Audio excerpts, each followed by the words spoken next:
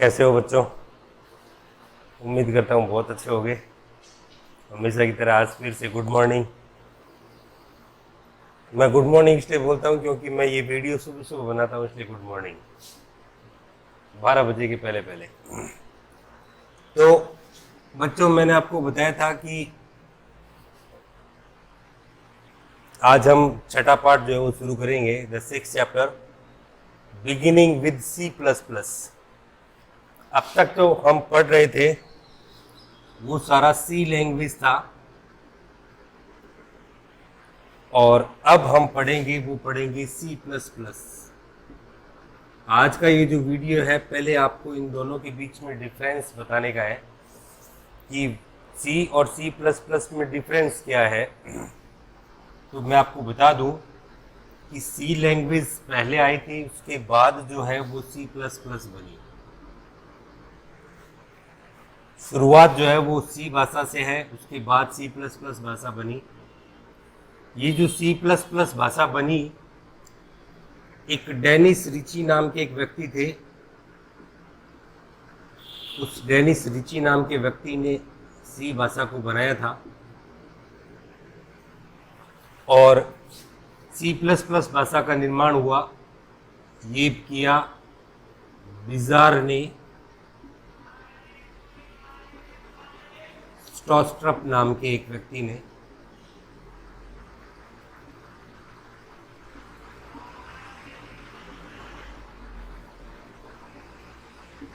विजार ने, स्टॉस्ट्रप नाम का एक व्यक्ति था, उसने C++ भाषा का निर्माण किया। जो C भाषा थी, ये इसमें जो प्रोग्राम बनते थे वो स्टेप बाय स्टेप बनते हैं, जबकि C++ भाषा जो है वो ऊप्स भाषा है, OOP प्रकार की भाषा है। OOP का मतलब होता है object oriented programming.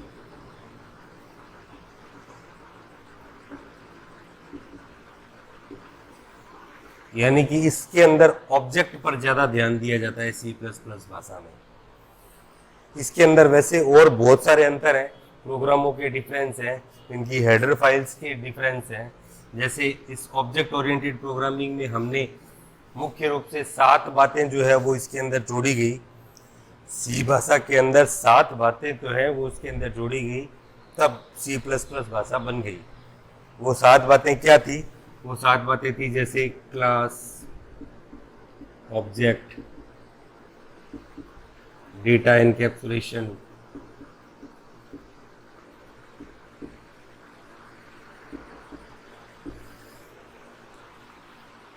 Data abstraction,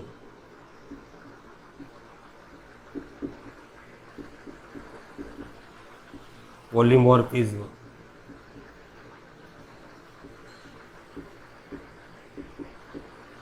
and overloading, inheritance and reusability.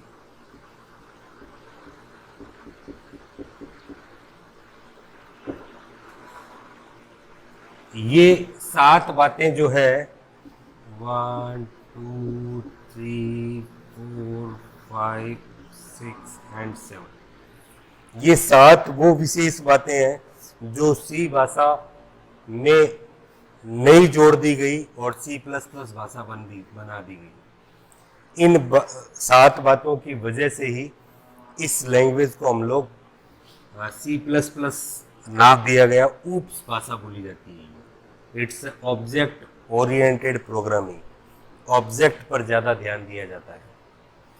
तो C और C++ में ये कुछ अंतरों में से एक है, लेकिन हमें यहाँ पर अब शुरुआत जो करनी है वो C++ भाषा से करनी है। इसके अंदर C++ भाषा के अंदर क्लासेस का निर्माण किया जाने लगा, जबकि C भाषा के अंदर फंक्शंस के अंदर सारा काम होता था। जो कि मेन फंक्शन होता है, उस मेन फंक्शन के अंदर सारा काम होता है। मेन फंक्शन, इसके अंदर क्लासेस का प्रयोग होता था।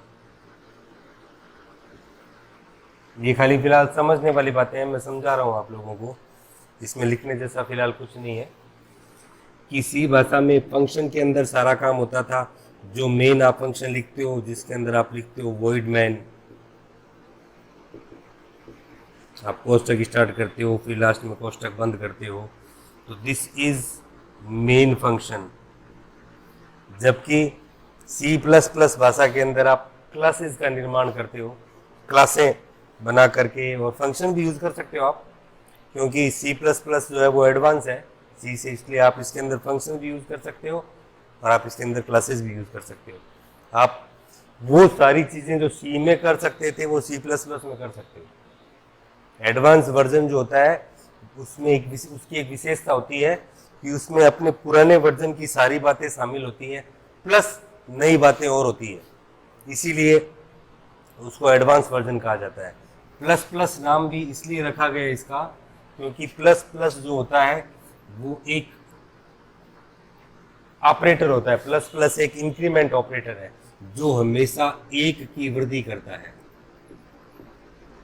प्लस प्लस हमेशा एक की वृद्धि करता है और माइनस माइनस एक की कमी करता है। ये हमने 11th क्लास में पढ़ा था। तो प्लस प्लस एक की वृद्धि करता है, तो सी के साथ जब प्लस प्लस जोड़ दिया गया मतलब तुरंत एक की वृद्धि करना, यानी कि एक कदम आगे। सी से एक कदम आगे सी प्लस प्लस, इसीलिए इसका नाम सी प्लस प्लस पड़ा, मतलब एक की वृद्धि आगे यानी कि एक कदम आगे। तो इस तरह से ये बहुत सारे डिफरेंसेस हैं। प्रोग्राम जब हम बनाते हैं तो हेडर फाइलों के डिफरेंस हैं कि इसमें हम लोग stdio.h और stdio.h जोड़ते हैं और इसमें iostream.h जोड़ते हैं हेडर फाइल। ये एक अंतर है, बहुत बड़ा अंतर है ये। आगे कुछ और अंतर धीरे धीरे आगे आते जाएंगे। बाकी बेसिक जो कॉन्सेप्ट जितने भी हैं वो चाहे सी हैं चाहे सी प्लस प्लस हैं, दोनों के कॉमन है। बेसिक कॉन्सेप्ट्स जैसे प्रोग्राम लिखना, उसको कंपाइल करना, उसको रन करना, ये सारी जितनी भी बातें हैं ये सारे सी और सी लैंग्वेज दोनों में कॉमन है। आज फिर से कुछ बता दूं नया आपको, ये कि हम ये भाषाएं क्यों पढ़ते हैं, क्या है सी, क्या है सी प्लस प्लस। ये सारी C plus plus, Java, Visual Basic, FoxPro, Unix, Linux, ये सारी भाषाएं जितनी भी है ये सारी भाषाएं प्रोग्रामिंग भाषाएं हैं। और प्रोग्रामिंग भाषा वो होती है जो हमारे लिए सॉफ्टवेयर का निर्माण करती है। हम अपने मोबाइल फ़ोन्स में, हम अपने लैपटॉप में, कंप्यूटर में, या आपका टैब जो आता है मोबाइल से बड़ा रूप टैब, उस टैब में ये जितने भी हम लोग प्रोग्रामिंग यूज़ करते हैं, सॉफ्टवेयर यूज़ करते हैं, वो सारा प्रोग्रामिंग भाषाओं में ही बनता है। अब वो प्रोग्रामिंग भाषा कोई सी भी ले सकते हैं। धीरे धीरे भाषाओं का विकास होता गया। सबसे पहली भाषा आई थी एडा भाषा। एडा अगस्ता नाम की एक लेडीज थी, उसने उस एडा भाषा का निर्माण किया था। बहुत पुरानी बातें हैं, ये सारी इतिहास है ये इसका। तो ये जो प्रोग्रामिंग लैंग्वेज है, इन प्रोग्रामिंग लैंग्वेज को हम प्लेटफॉर्म के अकॉर्डिंग उसका प्रोग्राम तैयार करते हैं और उस प्रोग्राम को हम लोग सॉफ्टवेयर बोल देते हैं, उसका नाम हो जाता है। उसका कोई हम लोग लोगो बना देते हैं और अपने मोबाइल में फिक्स करके और हम लोग उसको यूज़ करते हैं। चाहे विभिन्न प्रकार के गेम्स आप लोग खेलते हो तो वो सब प्रोग्रामिंग लैंग्वेज में बनते हैं। व्हाट्सएवर की जितने भी सॉफ्टवेयर होते हैं, जितने भी, ये सब प्रोग्रामिंग लैंग्वेज में बनते हैं। किसी को सी भाषा थोड़ा ओल्ड वर्जन है, सी प्लस प्लस थोड़ा नया वर्जन, उसके बाद में जावा आ गई, सी शार्प आ गई, और उसके बाद में जाइथन, पाइथन, ये सारी और नई और लैंग्वेजेस आ गई। तो बहुत तरह की लैंग्वेजेस आती जा रही है, नए वर्जन। कुछ लोग अपना दिमाग लगा रहे हैं, नया नया विकसित कर रहे हैं। तो ये सबसे पहली बात मैंने आपको सी और सी प्लस प्लस के बारे में बताई है। अब कुछ थोड़ा सा इससे आगे चलते हैं कि इसके अंदर क्या क्या कुछ नया है वो अपने देखते हैं। तो अब आगे अपने देखते हैं, एक क्वेश्चन लिख लें आप अपनी कॉपी में। सी प्लस प्लस भाषा में प्रोग्रामिंग स्ट्रक्चर को समझाइए। कि जो प्रोग्राम का स्ट्रक्चर है, जो संरचना है, उसमें हम लोग क्या क्या चीज़ें सम्मिलित करते हैं कि हमारा C++ भाषा का प्रोग्राम बन जाए। तो मेनली हम लोग इन 4 चीज़ों को सम्मिलित करते हैं, इन 4 बातों को सम्मिलित करते हैं। These are the include files, जो हम लोग हेडर फाइल्स वगैरह जोड़ते हैं, अभी डिटेल्स इनकी बताऊंगा मैं आपको। सेकंड नंबर आता है जो क्लास हम लोग बना रहे हैं अपने C++ भाषा के प्रोग्राम में, वो क्लास।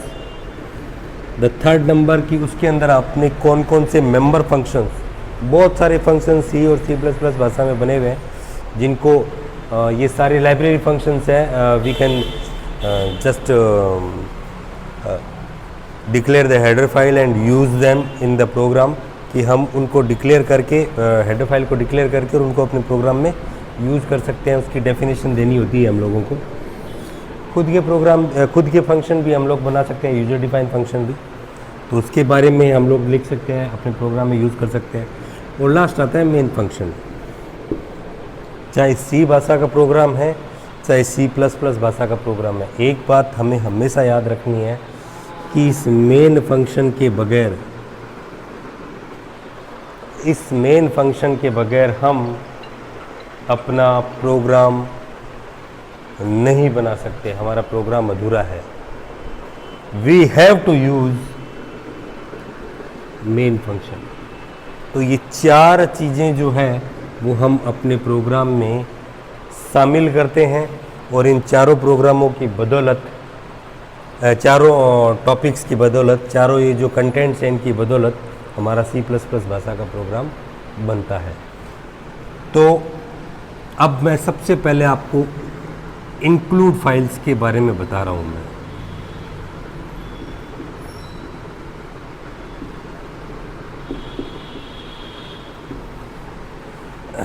यहाँ पर इंक्लूड फाइल्स के अंदर हम लोग बात करते हैं हेडर फाइल की।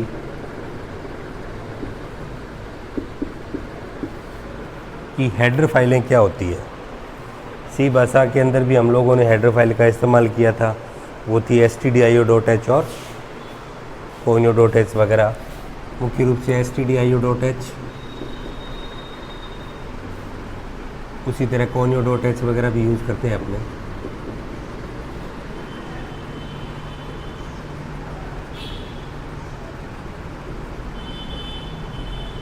हैश इंक्लूड के साथ इनको यूज़ किया जाता है। तो इसकी जो थ्योरी है हम अपने अगले वीडियो में लिखेंगे।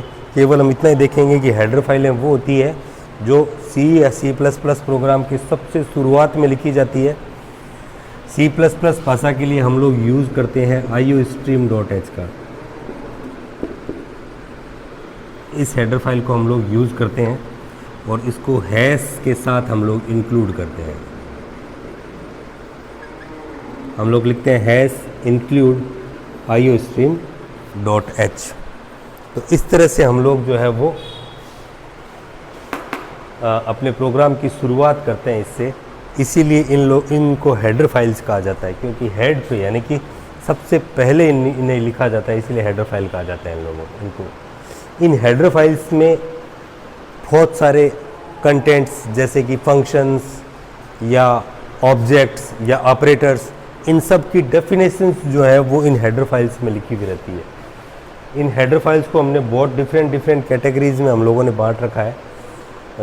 जैसे मैं आपको बताऊं कि जैसे ये iostream.h है, इस iostream.h में Cin और Cout